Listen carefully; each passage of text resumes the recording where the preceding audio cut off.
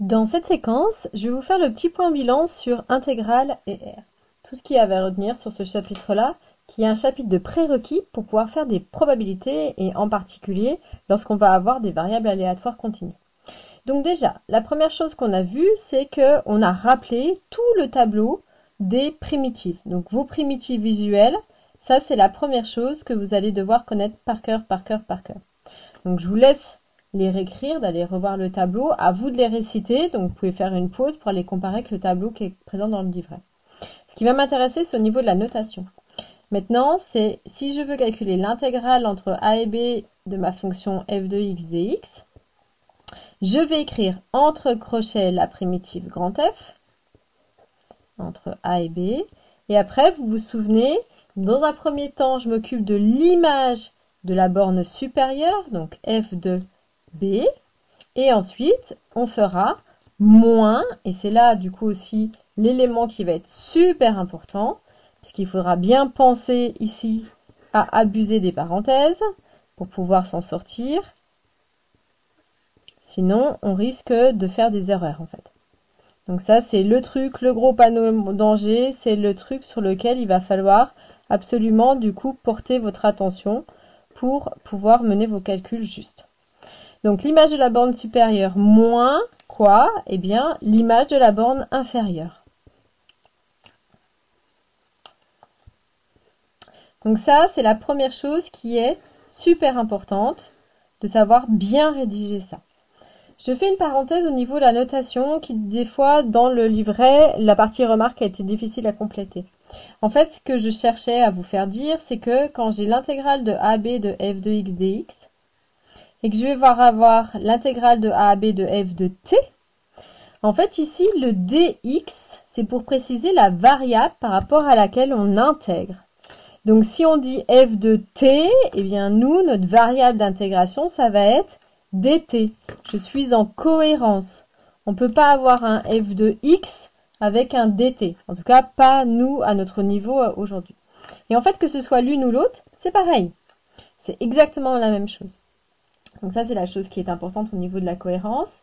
On fait un petit exemple par rapport à ça parce que je vais utiliser la primitive la plus vitale dans ces usuels pour pouvoir faire ce chapitre de probabilité sur les lois continues et en particulier, ça va être avec la loi qui s'appelle la loi exponentielle. Je vous demande de calculer l'intégrale entre 0 et 1 de exponentielle de 4x dx. Donc faites une pause sur la vidéo, cherchez dans votre coin et puis venez vérifier si vous avez juste. Donc ici, on a dit que en crochet, je dois mettre là la primitive. Donc question, quelle est la primitive de exponentielle de ax? Eh bien, on avait vu qu'au niveau de la primitive, c'est ce coefficient qui va venir pour compenser. Donc ça va être 1 sur a et on ne change pas, il disparaît pas en fait dans l'exponentielle. Donc ça fait 1 sur a exponentielle de ax. Donc ici, mon a, eh bien c'est mon 4. Donc ça va faire 1 sur 4 exponentielle de 4x, pris entre 0 et 1. Et après, donc on fait l'image de la borne supérieure. Donc ça fait 1 sur 4 exponentielle de 4 fois, donc le x prend la valeur 1. Moins, ça c'était la chose qu'on avait dit qui était super importante, le 1 sur 4 exponentielle de, eh bien l'image de la borne inférieure c'est 0. Donc j'ai 4 fois 0. J'ai taillé énormément, après vous pourrez aller plus vite. Donc ça veut dire que ici, je vais avoir donc exponentielle de 4 fois 1, donc ça fait 1 quart exponentielle de 4, moins 1 quart et 4 fois 0, c'est 0. Exponentielle de 0. Et on sait que exponentielle de 0, valeur super importante, ça vaut 1. Donc je me retrouve avec 1 quart de exponentielle de 4, moins 1 quart fois 1. Alors, petite chose ici, on a le même dénominateur, même partage. Et bien du coup, je vais pouvoir tout mettre sous ma même trait de fraction, c'est-à-dire 1 quart, soit je l'écris comme ça, soit je peux écrire ça comme ça. Et donc du coup, j'ai fait l'exemple. qui était en lien. Donc ça, c'est un truc qui est super important pour moi, pour la suite, au niveau de l'écriture. L'autre chose importante par rapport à ce fameux chapitre de probabilité dont on va avoir besoin, c'est l'interprétation au niveau graphique. C'est-à-dire que si ma fonction elle est bien positive sur mon intervalle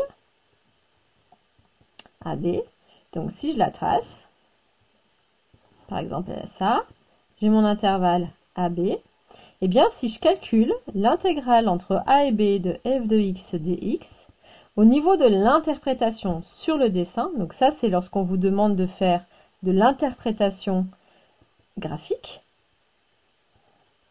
donc il y a des petites choses à écrire pour une fois, et bien ça va correspondre à quoi? Ça va correspondre à l'aire. Donc l'aire qui est situé où? Qui sur le dessin est ici, c'est-à-dire que, hop, ça, la valeur que vous devez trouver ici, c'est la même que la valeur si on la calculait ici. Donc on dit que c'est l'aire sous la courbe,